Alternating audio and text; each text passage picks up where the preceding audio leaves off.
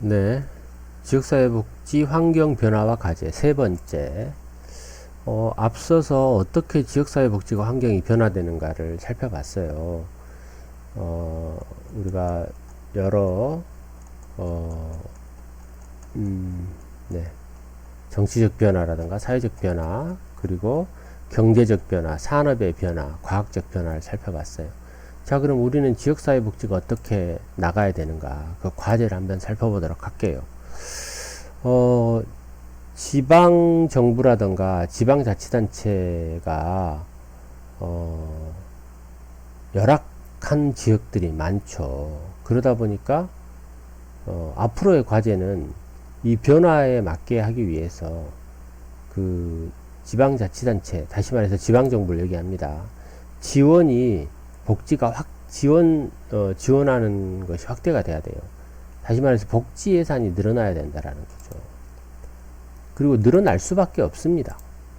이미 국민들은 복지적 욕구가 만들어져 버렸어요. 거듭 말하지만 여러분에게 그런 시대적 흐름을 우리 학생 여러분들은 잘 활용해야 돼요. 1년에 12,000명씩 사회복지직 공무원을 뽑잖아요. 네. 얼마나 행운이에요, 여러분? 물론 공무원이 된다는 게 행운은 아니에요. 공무원이 어떤 사람에겐 좋지만 어떤 사람에겐 안 되잖아요. 하지만 대다수의 사람들이 그런 직업을 선호해요. 네, 오랫동안 한 직장에서 근무하는 일을 선호하죠. 네, 그렇게 본다면 우리는 그것을 긍정적으로 보자라는 것이죠. 네. 그리고 국고보조금을 지방 이양을 이미 시작했어요. 네. 다시 말해서 이건 뭐냐, 국가가 운영해야 될 다양한 사업들이 있어요. 그게 사회복지 사업이거든요. 그 사업을 국가가 직접 운영하지 않고 지방에다 돈을 주는 거예요. 너네가 운영해, 이렇게 되는 거죠. 그래서 우리나라의 복지사업은 국가가 운영해야 되는데 그 돈은 중앙정부가 내고 운영은 지방에서 운영한다 라는 것이죠. 네. 또 앞서서 얘기했지만 다문화 가정이라든가 이민자가 증가를 하고 있어요. 이들에 대한 대책도 세울 수밖에 없죠. 빼놓을 수 없어요. 결국에는 이들도 우리 국민들이 되는 거거든요. 네, 우리 국민이라고 보는 겁니다. 자, 그러면 그런 문제를 어떻게 해결해 볼까요? 주민참여 증대를 통한 주민욕구 맞춤형 계획을 수립해 보고요. 국고보조사업 지방에 대한 대책을 수립해 보고요. 공공복지 전달 체계 안정화와 통합지원체계를 확충하고요. 전문 인력을 보강하는 것을 중심으로 한번 과제를 제시해 보도록 할게요. 네. 주민 참여를 통한 주민욕구 맞춤형 계획 수립. 네. 우리나라는 이미 지역사회 보장 계획이라는 걸 세워야 됩니다. 이게 법으로 만들어졌어요. 앞전 시간에 우리가 설명을 했는데요. 네. 그래서 주민에 대한 인식 변화가 우선적으로 필요해요. 무슨 인식이냐? 복지가 우리가 참여할 수 있다. 네. 주민들이 참여해야 된다. 그리고 사회복지사들도 주민들이 참여해야 된다라는 거를 우리가 인식을 바꿔야 돼요. 물론 우리 아직도 그 공적인 사회의 그 획일적이고 뭐랄까 그 중앙 집권적이고 권위주의적인 사고가 아직도 있기는 해요. 그래서 공무원들도 주민들에 대한 섬김 뭐 이런 것이 필요하죠. 여러분이 나중에 여러분 중에 공무원이 된다면 권위주의적인 점점 없어지고 있습니다. 네. 그래서 주민 스스로가 우리나라의 주체이고 또 복지의 주체이고 이용자이고 공급자이고 모든 사회 문제를 가진 네, 당사자이자 제3자이고 스스로 문제를 갖고 있죠. 주민을 빼놓고는 우리가 복지를 할 수 없다. 이렇게 얘기를 할 수 있어요. 그러면 주민의 참가질을 높이기 위해서 8가지로 제시한 방법이 있거든요. 네.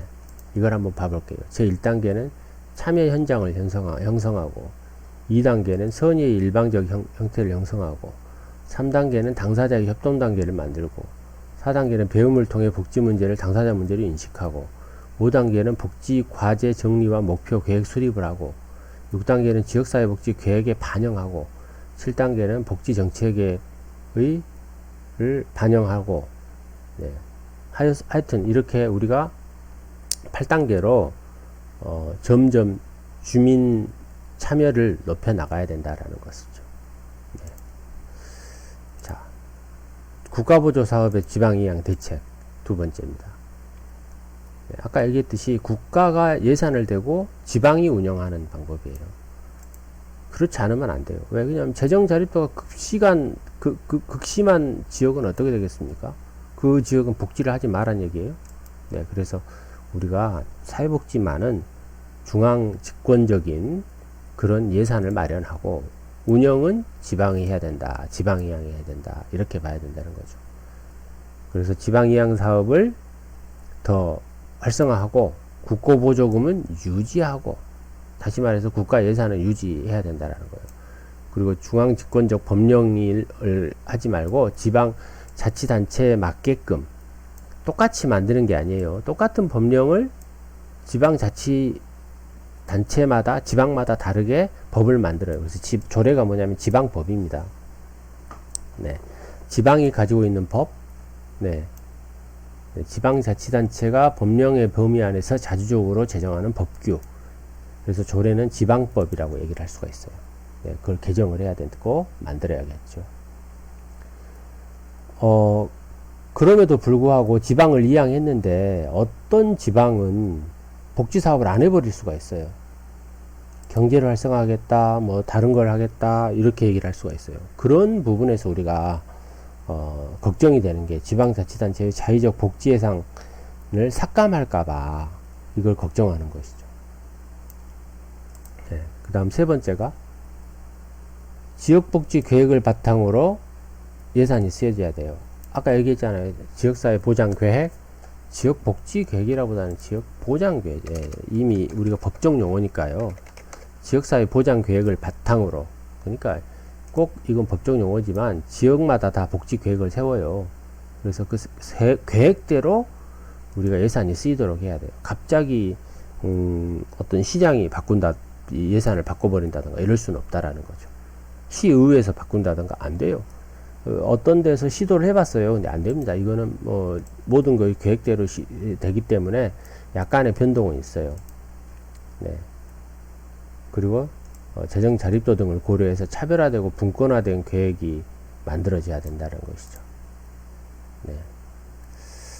어떤 지방자치단체 간, 네? 기초 지치가 아니고 자체죠. 네. 네. 자치자체 간 불균형을 해소하는 것도 하나의 방법이다. 불균형. 이것도 하나의 우리가 사회복지 과제 중에 하나다라는 거죠. 그 다음에 세 번째가 공공복지 전달 체계를 안정하고 통합 지원 체계를 해라. 자, 공공복지 전달 체계를 안정하는 방법은 뭘까요? 공공복지가 뭐예요? 그것은 사회복지 공무원이라든가 우리가 사회복지를 하는 데 있어서 공적기관의 종사자라든가 이런 사람들을 안정적으로 확보를 해야 된다라는 거죠. 또 한 가지 뭐예요? 전문성을 확보해야 되죠. 전문성. 결국엔 그렇게 되면 어떻게 돼요? 이들이 전문성을 기반으로 굉장히 능력 있는 사람이 될 수 있다라는 거예요.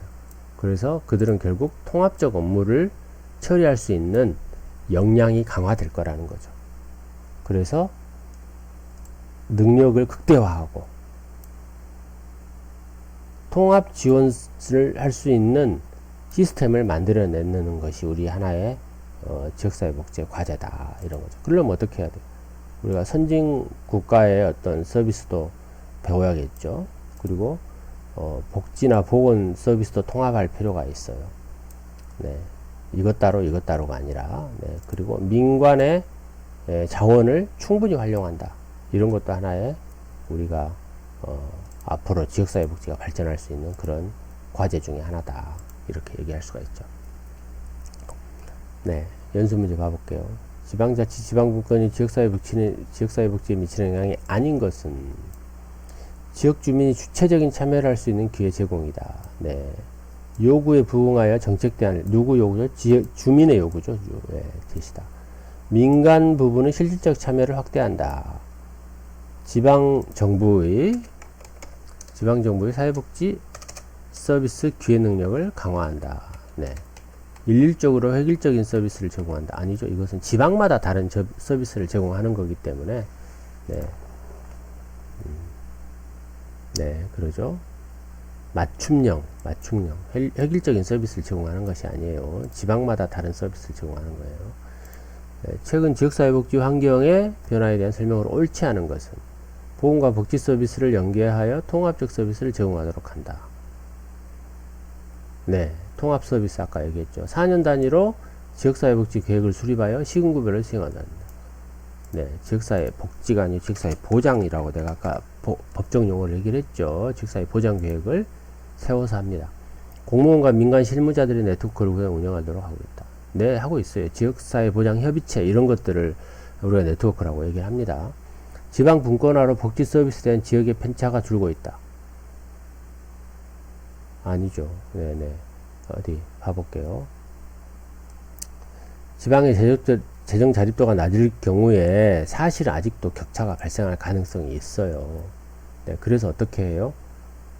네, 지방 이양을 시키라겠죠. 아까 앞서서 얘기했잖아요. 우리가 네, 국고보조 사업을 하고 지방 이양을 시켜야 된다. 다시 말해서 예산은 중앙이 만들고 운영은 지방이 한다. 네, 그럴 필요가 있어요. 네. 지역 주민들의 자발적인 참여를 강조하고 있죠. 네. 다음 세 번째, 우리나라 지역사회복지 환경이 빠르게 변하고 있다. 그 변화의 방향과 가장 거리가 먼 것은 네.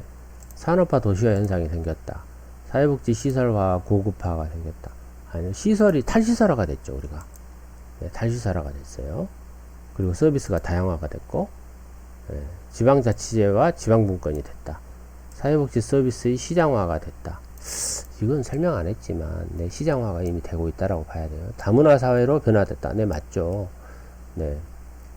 우리나라 사회복지 환경의 변화의 방향은 산업화, 도시화, 탈시설화, 지방자치제, 지방분권 서비스의 시장화, 다문화로 변화되고 있고, 민관 거버넌스가 강화되고 있다로 정리할 수가 있어요.